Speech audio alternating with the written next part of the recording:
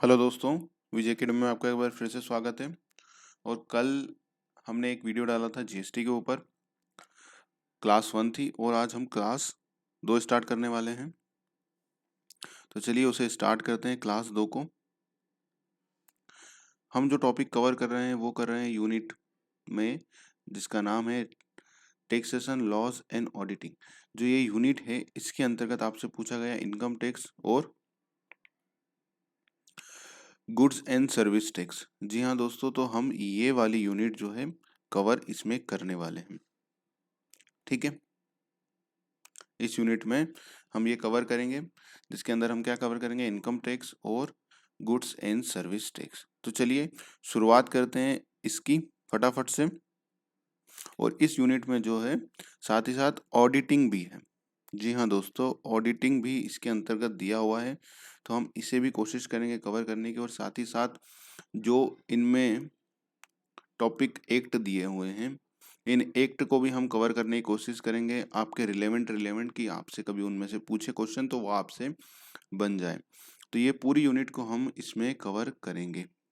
सबसे बड़ी यूनिट है और मुझे उम्मीद है कि इस यूनिट को आपसे अच्छे से करना चाहिए, क्योंकि देखिए एक तो इसमें इनकम टैक्स है, जीएसटी है, जो दोनों ही बहुत बड़े हैं, पूरे के पूरे एक्ट हैं।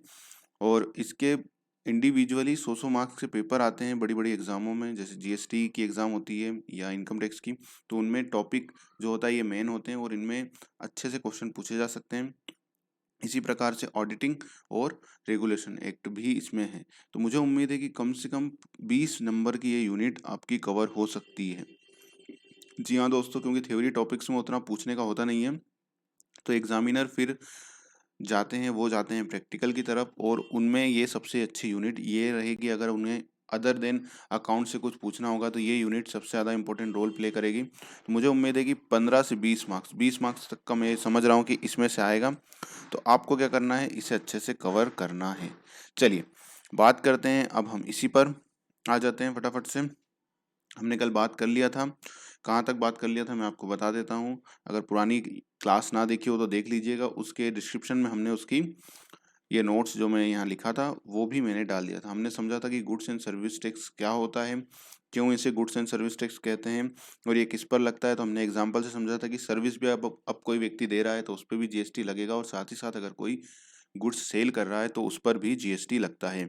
और इसका जो टैक्सेबल इवेंट होता है वो क्या होता है, सप्लाई। अगर कोई चीज़ सप्लाई मानी जाएगी तभी उस पर क्या लगेगा, जीएसटी लगेगा। ये पॉइंट याद रखना, क्वेश्चन पूछेंगे यहाँ से।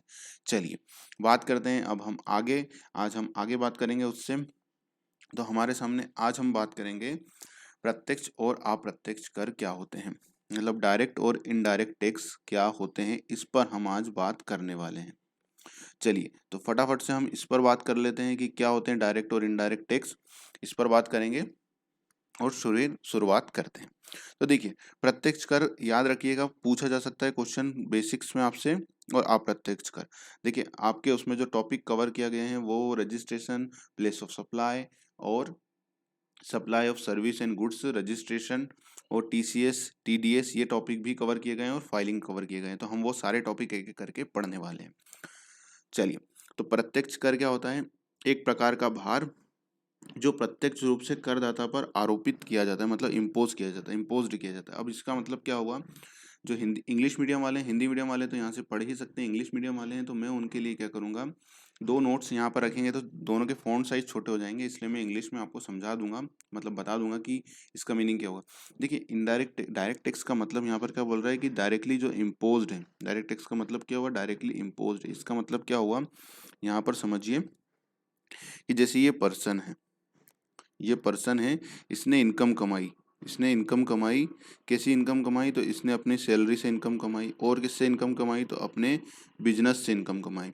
इस बिजनेस की इनकम किसने कमाई है, इस व्यक्ति ने कमाई है। बिजनेस की इनकम किसने कमाई है, सैलरी की इनकम इसने कमाई है। तो जब इनकम टैक्स लेने की बात आएगी तो इनकम टैक्स भी किसको भरना पड़ेगा, इसी व्यक्ति को, गवर्नमेंट को इनकम टैक्स भरना पड़ेगा। मान लीजिए उसकी कितनी इनकम है, तो उसकी कह रहे ना इनकम है 10 लाख रुपए की। हम सीधा सीधा कैलकुलेशन कर रहे हैं अभी, इसकी स्लैब रेट मैं आपको सब याद दिला दूंगा। तो मान लीजिए इसकी इनकम कितनी है, इसकी इनकम है 10 लाख रुपए और हमने एवरेजली लिया है। इसकी टैक्स रेट अलग है, मैं बताऊंगा आपको इनकम टैक्स की जब हम पढ़ेंगे वहां पर। मान लीजिए 30%, तो ये 30% का मतलब क्या हुआ, 3 लाख रुपए। अब ये 3 लाख रुपए जो हैं इस व्यक्ति से गवर्नमेंट सीधे वसूलेगी कि भैया आपने 10 लाख रुपए कमाए हैं, आप 3 लाख रुपए इनकम टैक्स के पे करिए, और यही व्यक्ति इसे देगा। तो इसे क्या कहा जाता है, डायरेक्टली इस व्यक्ति से लिया है। तो यही कहना चाह रहे हैं यहाँ पर कि करदाता पर आरोपित किया जाता है प्रत्यक्ष रूप से, मतलब डायरेक्टली। ठीक है, चलिए आगे बात करते हैं।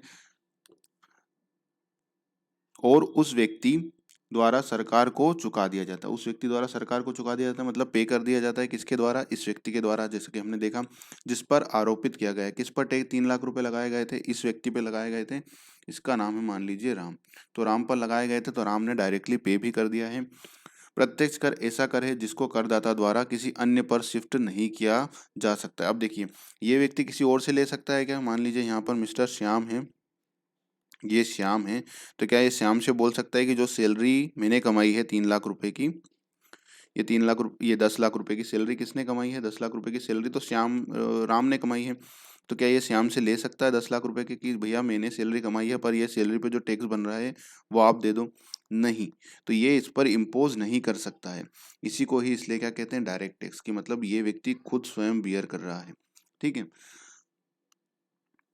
भारत आ, आरोपित प्रत्यक्ष कर आयकर है, मतलब जो प्रत्यक्ष कर है उसको क्या कहते हैं, भारत में जो प्रत्यक्ष कर है उसको ही आयकर कहते हैं।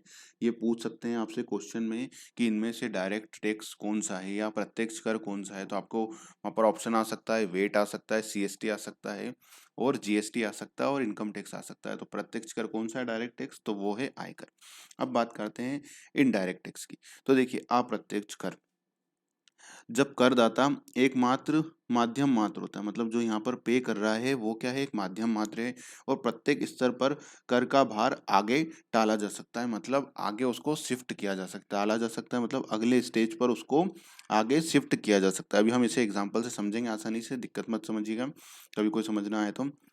ठीक है, जब तक कि यह अंततः उपभोक्ता तक नहीं पहुंच जाता, मतलब क्या हो जाता है, उपभोक्ता मतलब जो कंज्यूमर है या जो कस्टमर है वहां तक जब तक नहीं जाता है, जब तक क्या होता है, टैक्स आगे जाता जाता है, मतलब आगे बढ़ता जाता है, शिफ्ट होते जाता है। मतलब बीच के जो व्यक्ति हैं उन पर टैक्स नहीं लगता है, अल्टीमेटली किस पर टैक्स लगता है, ये उपभोक्ता पर लगता है, जो वास्तव में उसका भार वहन करता है। मतलब इसका बर्डन कौन बियर करता है, तो वो करता है कस्टमर।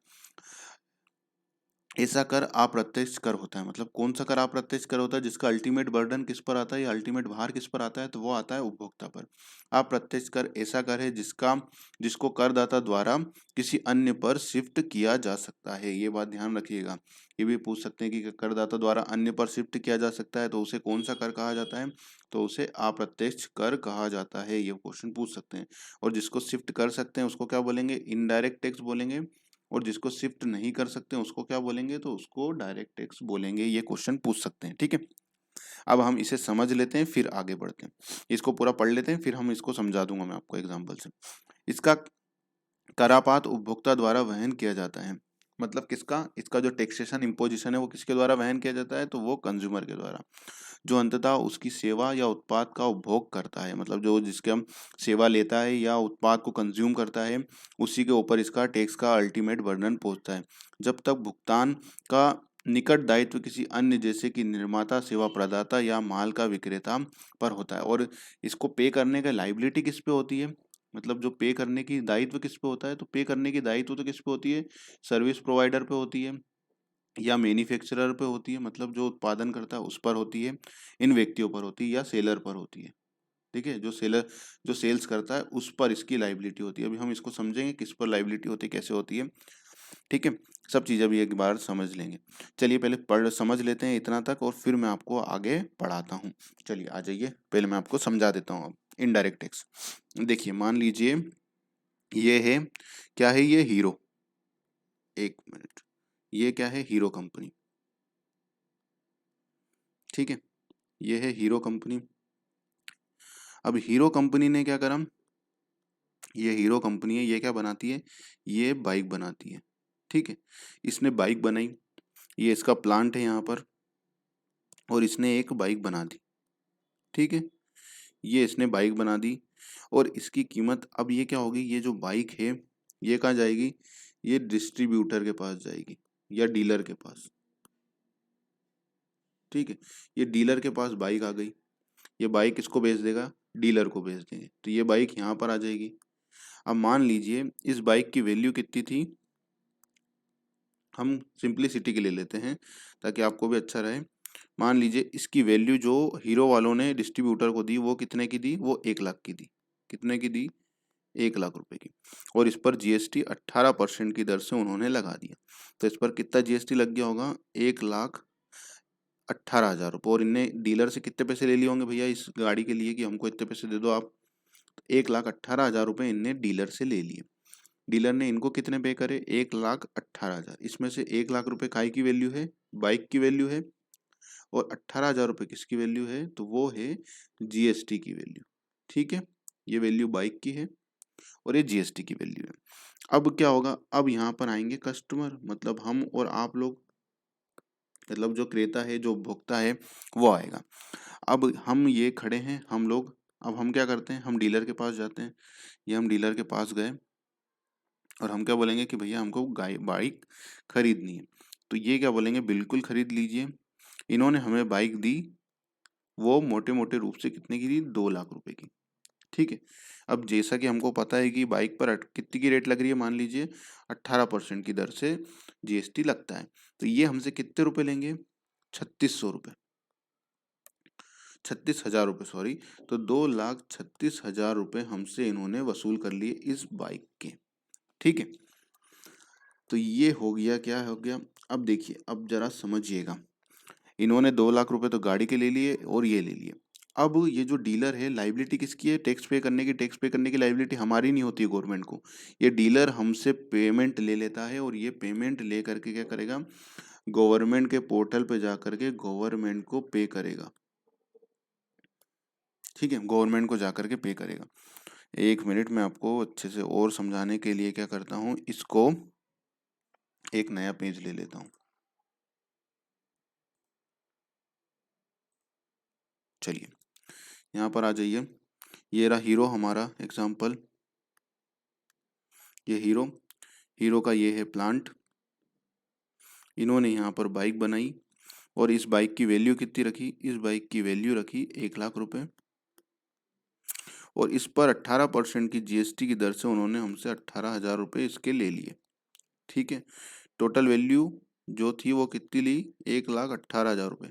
क्या डायरेक्टली हीरो कंपनी हमें बेचती है, नहीं, हीरो कंपनी किसको बेचती है, तो वो बेचती है डीलर को, ठीक है। ये है डीलर, शोरूम ऑनर जिसको हम बोलते हैं, शोरूम ऑनर के पास ये गाड़ी आ जाती है, डीलर के पास, ठीक है। ये बाइक आई और ये डीलर क्या करते हैं, ये कस्टमर को बेचते हैं, ये रहे हम लोग और आप लोग, हम लोग इनके पास जाते हैं और खरीदते हैं बाइक। अब समझिएगा जरा, अब क्या हुआ, अब इन्होंने जो ये 18,000 रुपये लिए हैं, किसने लिए हैं, अभी अभी लिए हीरो कंपनी। तो हीरो कंपनी क्या करेगी, ऑनलाइन जाएगी, ऑनलाइन गवर्नमेंट के पोर्टल पर, ये रही गवर्नमेंट, और यहाँ पर क्या करेगी, टैक्स जमा कर देगी। तो इन्होंने यहाँ से गए और यहाँ पर जीएसटी पोर्टल पे गए और जीएसटी जमा कर दिया। कितने रुपए जमा कर देंगे गवर्नमेंट को, ये 18,000 रुपये, ठीक है। ये इन्होंने जमा कर दिया, हीरो कंपनी ने 18,000 रुपये जमा कर दिए कि हमारी एक बाइक बिकी है, ये एक बाइक हमने डीलर को बेची और उसके 18,000 रुपये हमने ये आपको पे कर दिए। अब क्या होगा, अब डीलर के पास हम गए, हमने बोला भैया हमको ये गाड़ी खरीदनी है, उन्होंने बोला बिल्कुल सर। ये गाड़ी की वैल्यू वो हमसे कितनी लेंगे, वो अपना कमीशन चार्ज करेंगे। हमने सोचा, हमने माना है कि 50% कमीशन, उनने वैल्यू ले ली हमसे बाइक की और साथ ही साथ हमसे जीएसटी भी लेंगे, ठीक है। आप देखेंगे तो मिलेगा आपको जीएसटी अपनी गाड़ी के ऊपर बिल में। तो 18% इन्होंने भी हमसे जीएसटी ले लिया, जीएसटी की 18% थी तो इस पर, तो इन्होंने हमसे कितने रुपए ले लिए होंगे अभी, 2,36,000 रुपये। अब जरा समझिएगा, इस 2,36,000 रुपये को वो क्या करेंगे, अब ये भी गवर्नमेंट के पास जाएंगे, ये जो गवर्नमेंट है ना, गवर्नमेंट का पोर्टल, ये यहाँ जाएंगे और पे करेंगे। कितना पे करेंगे, जीएसटी पे करेंगे। अब देखिए इनपुट टैक्स क्रेडिट जो आपने समझा है, हम उसको अभी तो उतना डिटेल में नहीं समझ रहे हैं, हम उसे बाद में डिटेल में समझेंगे। ठीक है, इनपुट टैक्स क्रेडिट क्या होता है, अभी इसको समझिएगा ज़रा, फिर मैं आगे उसको समझाता हूँ इस एग्जाम्पल के लिए। अब ये क्या बोलेंगे, ये जब गवर्नमेंट को पे करने जाएंगे तो गवर्नमेंट को इनको पे कितने करने थे, 36,000 रुपये। ठीक है, तो ये क्या कहेंगे, अब ये आईटीसी लेंगे, input tax credit, input tax credit कितना लेंगे, ये जो 18,000 रुपये इनने गवर्नमेंट ने पे करे और इनको बिल दिया था, इस 18,000 की ये क्या लेंगे, वहाँ पर आईटीसी लेंगे। तो ये 18,000 रुपये ही नेट बचेगा, और ये क्या करेंगे, इस 18,000 के नेट को ही किसको पे कर देंगे, गवर्नमेंट को। तो जो वैल्यू एडेड टैक्स होता है वो ऐसे होता है कि जो वैल्यू एडिशन होता है उस पर ही टैक्स पे करना रहता है। देखिए वैल्यू एडिशन का मतलब क्या, यहाँ 1 लाख रुपए था, उस पर टैक्स भरा गया है, यहाँ पर 2 लाख रुपए में बेचा गया, तो इस 1 लाख रुपए में तो इसने खरीदा ही है ना, इसमें 2 लाख रुपए में बेचा है, तो इस 1 लाख रुपए में तो खरीदा ही, मतलब इसमें 1 लाख प्लस 1 लाख, तब ये बना ना 2 लाख। ये 1 लाख प्लस 1 लाख, अब 1 लाख रुपए जो डीलर बेच रहा है, इस 1 लाख की तो क्या है, इस पे कॉस्ट है जो इसको हीरो से मिली, और इसने इसमें वैल्यू ऐड कर दी, अपना प्रॉफिट। तो ये जो प्रॉफिट ऐड करा है 1 लाख रुपए, इसी पर टैक्स नहीं लगा है, क्योंकि जो 1 लाख आया है ये कॉस्ट है जो डीलर को मिली है, इस पर तो हीरो कंपनी ने टैक्स पहले ही पे कर दिया है ना। तो अब ये जो 1 लाख है ना, ये जो 1 लाख, इस 1 लाख पर उसको टैक्स पे करना था, अगर ये 36,000 रुपये पूरा पे कर देता तो इस 1 लाख पर भी टैक्स लग जाता ना। इसलिए वैल्यू एडेड टैक्स क्या होता है, जो नेट वैल्यू एडेड है, मतलब 1 लाख रुपए का अगर 18% कर देते तो कितना बनता, 18,000 रुपये। तो इसलिए इसको कितना पे करना है, 18,000 रुपये ही पे करना है, और वो उसने गवर्नमेंट को पे कर दिया। तो ये समझ में आया। पर हम यहाँ पर जो समझ रहे थे वो ये समझ रहे थे कि अल्टीमेट बर्डन, इसको गाड़ी कितने में पड़ी, तो 2,36,000 रुपये की, 36,000 रुपये उसमें क्या है, 36,000 रुपये उसमें टैक्स है। तो देखिए आप यहाँ पर देखने वाली बात ये है कि टैक्स किसने किसने पे करा, हीरो ने पे करा 18,000 रुपये का, देखिए हीरो ने ये पे करा 18,000 रुपये का टैक्स। इस 18,000 रुपये के टैक्स को उसने किससे वसूल लिया, इस 18,000 के टैक्स को उसने इनवाइस या 1,18,000 की बनाई और उसको डीलर से वसूल कर लिया।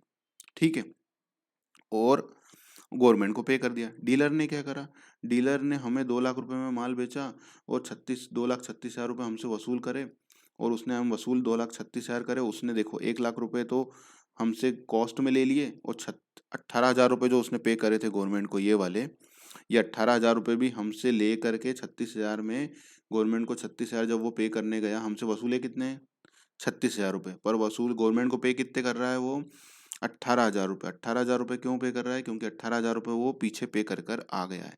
तो देखिए उसके पास से कुछ गया क्या टैक्स के नाम पर, यहाँ पे हीरो के नाम पे, हीरो के पास से कुछ गया टैक्स के नाम पर, नहीं गया। क्या डीलर के पास से टैक्स के नाम पर अपनी जेब से कुछ गया, नहीं गया। अल्टीमेटली 36,000 रुपये पूरे के पूरे किसने पे करे हैं, कस्टमर ने पे करे हैं। क्यों, क्योंकि कस्टमर ही बाइक चलाएगा, ये बात ध्यान रखिए, कस्टमर ही इसके आनंद ले रहा है इस बाइक के, तो अल्टीमेट कंज्यूमर पे बर्डन किस पर पड़ता है, कस्टमर पे पड़ता है पूरे टैक्स का बर्डन। वही बात यहाँ पर वो लिख रहे थे, समझे। तो उसका कंसेप्ट जो है वो ये है।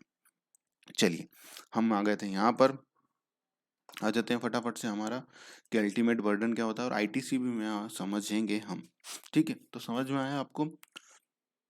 चलिए आ जाइए, इसका उपभोक्ता, इसे उपभोक्ता कर भी कहते हैं। उपभोक्ता कर क्यों कहते हैं, अब देखिए आपने देखी है कि उपभोक्ता कर इसलिए कहते हैं क्यों, क्योंकि अल्टीमेट बर्डन किस पर आता है, उपभोक्ता पर आता है।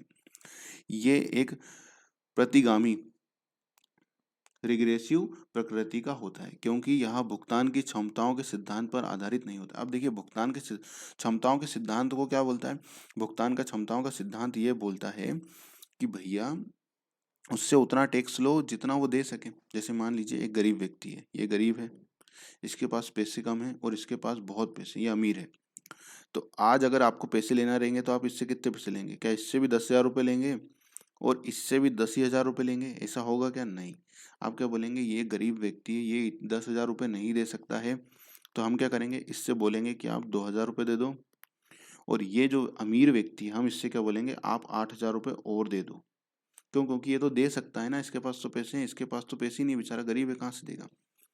परंतु जब इनडायरेक्ट टैक्स की बात आती है तो ऐसा नहीं होता है। मान लीजिए एक व्यक्ति है जिसकी सैलरी 8,000 रुपये है, समझिएगा जरा, ये है राम, ये है मिस्टर ए, ये है मिस्टर ए, और ये है मिस्टर बी।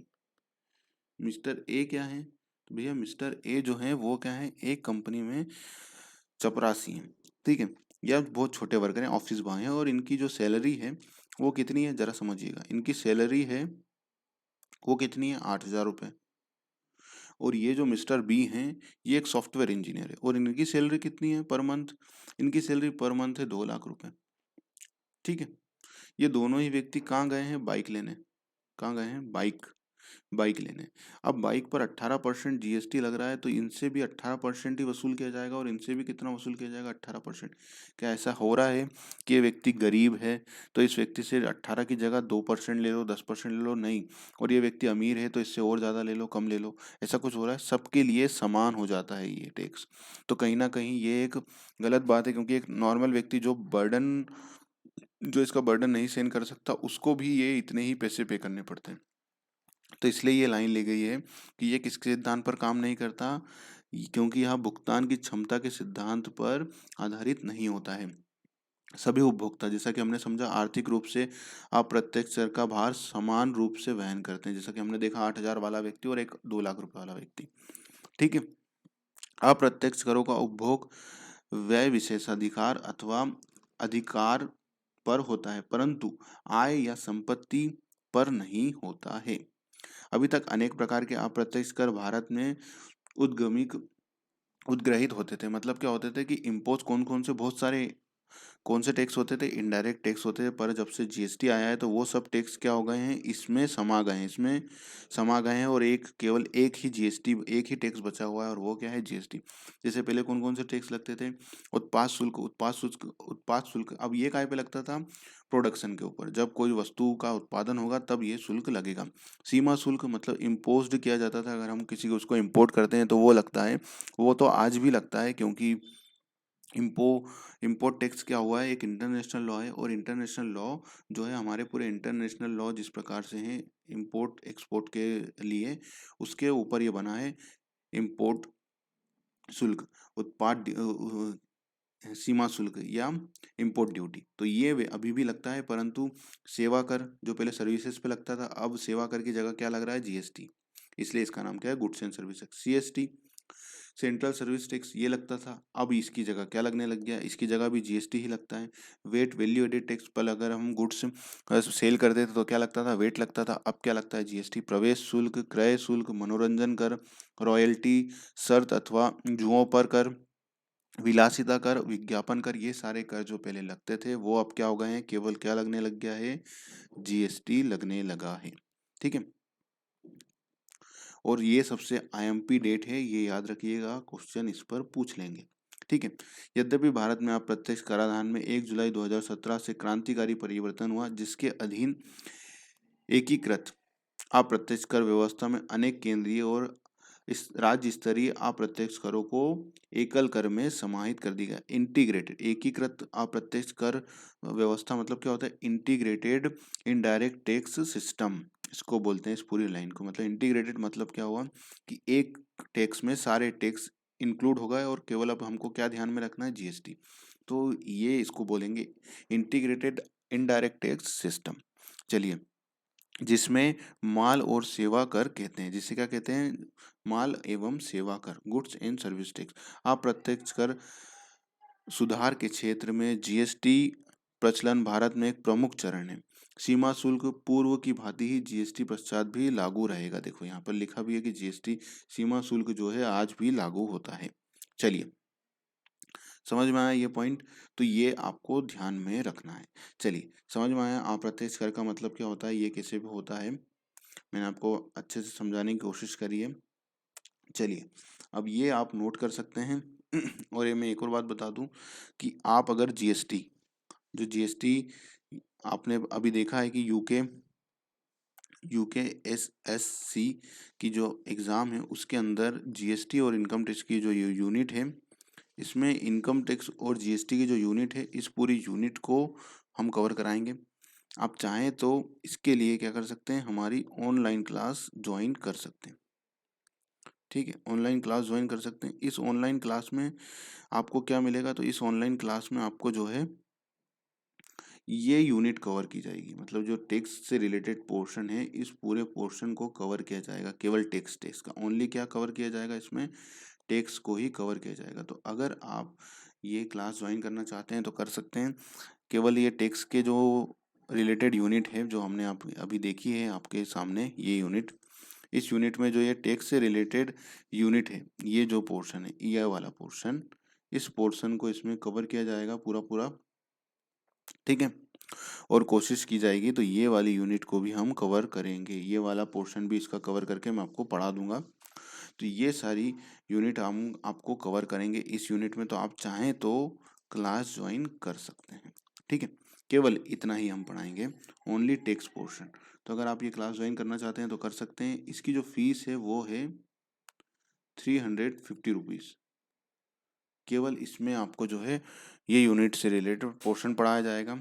इससे रिलेटेड एमसीक्यू दिए जाएंगे, एमसीक्यू की ई बुक दी जाएगी, और साथ ही साथ इसके नोट्स दिए जाएंगे आपको ई बुक के रूप में। ये सारी आपको प्रोवाइड की जाएगी ऑनलाइन। और साथ ही साथ इन ई बुक्स और नोट्स जो एमसीक्यू के दिए जाएंगे, आप चाहें तो इन्हें क्या कर सकते हैं, इन्हें प्रिंट भी निकाल सकते हैं। इसमें ये अलाउ रहेगा कि आप चाहें तो इसकी प्रिंट भी निकाल सकते हैं। ठीक है, तो आप अगर ज्वाइन करना चाहते हैं तो कर सकते हैं। 350 रुपीज़ है। चलिए, तो आप इसे ज्वाइन करना चाहते हैं तो कर लीजिएगा, है ना। अब हम बात करते हैं आगे। चलिए, हम बात करते हैं आगे फटाफट से। देखिए, हम इतना सा पढ़ेंगे और फिर पढ़ेंगे हम अगली क्लास में प्रत्यक्ष कर। देखिए, अब क्या बोल रहा है, प्रत्यक्ष कर में क्या बोल रहा है, सरकार को कर का भुगतान करदाता व्यक्ति द्वारा प्रत्यक्ष रूप से किया जाता है। मतलब करापात वहन करता है, प्रत्यक्ष रूप से करापात वहन करता है। मतलब वही मैंने आपको बताया था कि सैलरी वाला एग्जाम्पल यहाँ पर आप लिख सकते हैं याद रखने के लिए, कि जो व्यक्ति कमा रहा है सैलरी, उसी व्यक्ति से ये इनकम टैक्स लिया जाता है। प्रगतिशील प्रकृति उच्च कर दे क्षमता वाले करदाताओं से ही ऊंची दर की कर दर ली जाती है। अब देखिए, ये क्या बोल रहे हैं, प्रगतिशील कर होता है। मतलब क्या होता है, जैसे जैसे व्यक्ति इनकम कमाते जाता है, वैसे वैसे उसकी टैक्स की रेट बढ़ती जाती है। इसको समझने के लिए यहाँ पर समझिए कि टैक्स की रेट क्या है अभी। देखिए, अभी टैक्स की रेट क्या है कि अगर आपकी साल 60 साल से कम है, 60 साल से कम है, तो 2.5 लाख रुपए तक आपको कोई टैक्स नहीं है। ठीक है, 2.5 लाख रुपए से ऊपर जाते हैं अगर आप, कहाँ जाते हैं, अगर आप 2.5 लाख रुपए से ऊपर जाते हैं, मतलब 2.5 लाख तक तो कोई टैक्स नहीं लग रहा आप पर 2.5 लाख से जैसे ही आप ऊपर जाएंगे तो फिर क्या होगा, टैक्स बढ़ जाएगा।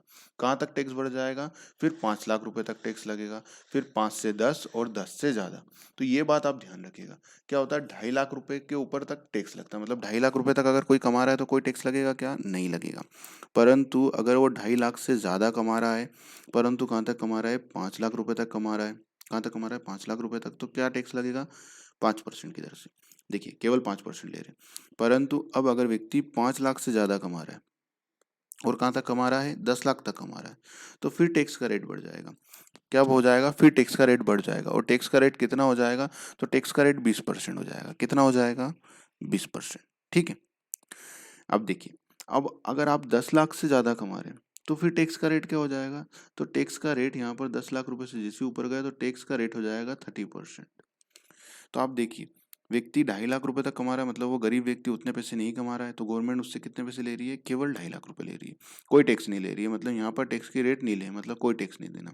परंतु जैसे ही उसने थोड़ी इनकम बढ़ाई, गवर्नमेंट ने उस पर टैक्स लगा दिया। क्या लगा दिया, 5%। उसने थोड़ी और इनकम बढ़ाई तो गवर्नमेंट ने देखिए टैक्स की रेट और बढ़ा दी, और उसने इनकम अच्छी खासी बढ़ा ली तो गवर्नमेंट ने टैक्स की रेट देखी कितनी कर ली, 30% टैक्स लेने लग गई है गवर्नमेंट 10 लाख से ऊपर। तो देखिए, यहाँ पर वो बात पूरी तरह से सही लिखी है कि प्रगतिशील प्रकृति उच्च कर देय क्षमता वाले करदाताओं के लिए ऊंची दर ली जाती है। अब देखिए, यहाँ पर जो 2.5 लाख रुपए तक कमा रहा है उससे क्या टैक्स ले रही है गवर्नमेंट, नहीं ले रही है। परंतु 10 लाख से ऊपर कमाने वाले व्यक्ति से टैक्स की रेट कितनी ली जा रही है, 30%।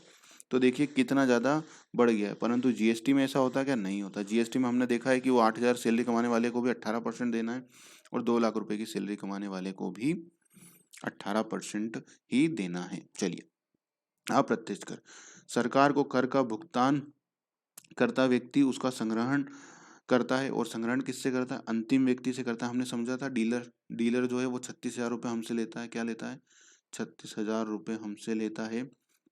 और वो गवर्नमेंट को पे करता है। तो गवर्नमेंट को पे कौन करता है? गवर्नमेंट को पे तो डीलर करता है, पर गवर्नमेंट को पे कौन करता है? गवर्नमेंट को पे करता है डीलर, पर वो वसूल किससे कर लेता है? वो वसूल हमसे कर लेता है। ये देखिए, तो वही संग्रहण करके हमसे, मतलब अल्टीमेटली क्या कर रहा है? वो कलेक्ट कर रहा है टैक्स और गवर्नमेंट को पे कर रहा है। इस प्रकार कर का भार अन्य व्यक्ति पर शिफ्ट किया जाता है। बिल्कुल, पे कर तो कौन रहा है? पे तो डीलर कर रहा है, पर वो ले किससे रहा है? वो हमसे ले कर रहा है, मतलब वो दायित्व शिफ्ट कर रहा है। प्रतिगामी प्रकृति, मतलब सभी उपभोक्ता पर कर का भार समान रूप से वहन करते हैं। कर देय क्षमता से पृथक होता है, मतलब यहाँ पर तो जो कम कमा रहा है वो कम दे रहा है, परंतु यहाँ पर 8,000 कमाने वाला भी 18% की रेट से टैक्स दे रहा है, और 2 लाख रुपए की सैलरी कमाने वाला व्यक्ति भी 18% की दर से ही टैक्स दे रहा है। ये एक अच्छा एग्जाम्पल है। कर भार व्यक्ति द्वारा स्वयं वहन किया जाता है। देखिए, यहाँ पर हमने देखा था कि जो सैलरी कमा रहा है वही व्यक्ति क्या कर रहा है? इसको टैक्स पे कर रहा है। तो देखिए, टैक्स का भार किस पर है? व्यक्ति जो सैलरी कमा रहा है। परंतु यहाँ क्या हो रहा है? ये जो डीलर है, डीलर से गवर्नमेंट बोल रही है कि भैया 36,000 रुपये दो, परंतु अल्टीमेटली ये दे रहा है क्या? नहीं। ये क्या कर रहा है? ये हमें पकड़ा रहा है। तो देखिए, यहाँ पर ये हमें पकड़ा रहा है। ये हम बाइक वाले ऑनर हैं, बाइक के ऑनर हैं, बाइक खरीदने आए, तो देखिए क्या कर रहे हैं? हम टैक्स के पैसे भी उससे ले रहे हैं कि भैया हम देंगे। तो देखिए, यहाँ पर क्या हो रहा है? ये अपना भार किस पर शिफ्ट कर रहा है? इस व्यक्ति पर कर रहा है। तो वही व्यक्ति, वही यहाँ लाइन लिखी हुई है। तो चलिए, समझ में आया आपको कि कैसे काम करता है जीएसटी और आईजीएसटी। चलिए, अब हम आगे बात कर लेते हैं प्रमुख प्रत्यक्ष और अप्रत्यक्ष कर। तो देखिए, अप्रत्यक्ष कर कौन कौन सा है? तो माल और सेवा कर और सीमा शुल्क। सीमा शुल्क कब लगता है? इंपोर्ट एक्सपोर्ट पे लगता है, मतलब ये भारत है, भारत से अगर कुछ बाहर से आप सामान लाएंगे तब ये टैक्स लगेगा, और भारत कुछ सामान बेचेंगे तो कुछ कुछ मामलों में टैक्स लगता है। सामान्यतः जो ये टैक्स लगता है वो मेन काय पे लगता है? भारत से भारत में इंपोर्ट करने पर, मतलब चाइना से आप कुछ माल लाते हैं तो उस पर कौन सा शुल्क लगता है? तो वो लगता है सीमा शुल्क या इंपोर्ट ड्यूटी। तो ये हमारे सिलेबस में नहीं है, केवल हमारे सिलेबस में अभी क्या है? ये है। चलिए, और प्रत्यक्ष कर क्या होता है? तो प्रत्यक्ष कर होता है आयकर, मतलब इनकम टैक्स, जो कि अभी हमने इसका मोटा मोटा एग्जाम्पल समझ लिया है। चलिए, अब बात करते हैं, ये सब क्या है कि फीचर्स अब हम पढ़ेंगे कि क्या क्या होते हैं, विशेषताएं क्या क्या होती हैं, ये पढ़ेंगे हम अगली यूनिट में।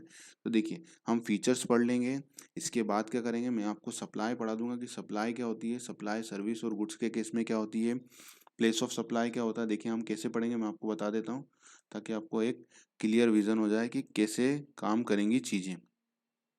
चलिए, तो देखिए, ये जो है हम क्या पढ़ने वाले हैं, पहले मैं बता देता हूँ आपको। तो मीनिंग देखिए, हमने ऑलमोस्ट पढ़ लिया है। स्ट्रक्चर पढ़ने वाले हैं हम। स्ट्रक्चर, स्ट्रक्चर में कुछ नहीं है, ड्यूअल जीएसटी होता है तो वो पढ़ने वाले हैं हम। इनके मतलब समझने वाले हैं। सीजीएसटी क्या होता है, एसजीएसटी क्या होता है, यूटीजीएसटी क्या होता है, आईजीएसटी क्या होता है, और कब कौन सा टैक्स लगता है। ठीक है, ये पढ़ेंगे। इसके बाद हम क्या पढ़ेंगे? इसके बाद हम पढ़ेंगे ये supply of goods and service. किन किन को सप्लाई ऑफ गुड्स और सर्विस माना जाएगा, कौन इस सप्लाई में नहीं आते हैं, किन किन को बिना कंसिडरेशन के भी सप्लाई माना जाता है, ये पढ़ेंगे। इसके बाद हम क्या पढ़ेंगे? इसके बाद हम पढ़ेंगे प्लेस ऑफ सप्लाई। ठीक है, इसके बाद हम ये पढ़ेंगे प्लेस ऑफ सप्लाई।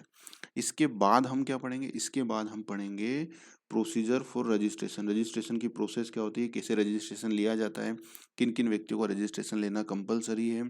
ठीक है, ये सब पढ़ेंगे। और उसके बाद हम पढ़ेंगे इनके कंसेप्ट। टीडीएस कब कटता है, टीसीएस कब कटता है, रिटर्न कब भरते हैं, रिटर्न कितने प्रकार के होते हैं, इनपुट टैक्स क्रेडिट क्या होती है। देखिए, इनपुट टैक्स क्रेडिट का आज मैंने जो एग्जांपल समझाया ना आपको, वो 36,000 रुपये में से 18,000 रुपये डीलर को मिल गया, और उसको केवल कितने पे करने लग गया? उसको केवल 18,000 ही पे करना पड़े। तो ये जो 18,000 रुपये उसने पहले चुका कर आया था और इसकी क्रेडिट ले ली, इसी बात को क्या कहते हैं? इनपुट टैक्स क्रेडिट लेते हैं। इसको हम डिटेल में इसके अंदर समझेंगे, और इसके बाद समझेंगे ई वे बिल। ई वे बिल क्या होता है? ई वे बिल ये होता है कि अब एक प्रोविज़न है, प्रोविज़न क्या है कि अगर एक व्यक्ति, ये डीलर है, इसकी यहाँ दुकान है, और इसकी यहाँ पर एक और दुकान है, या इसने माल बेचा है, जो भी हुआ है, इन दोनों ही केस में क्या होगा? अगर यहाँ से यहाँ माल जा रहा है, माल का मूवमेंट हो रहा है, और अगर उसकी वैल्यू, नॉर्मली जो वैल्यू रखी गई है वो यूनिफॉर्मली कहीं कहीं 1 लाख रुपए है, पर सामान्यतः क्या है वैल्यू? 50,000 रुपये।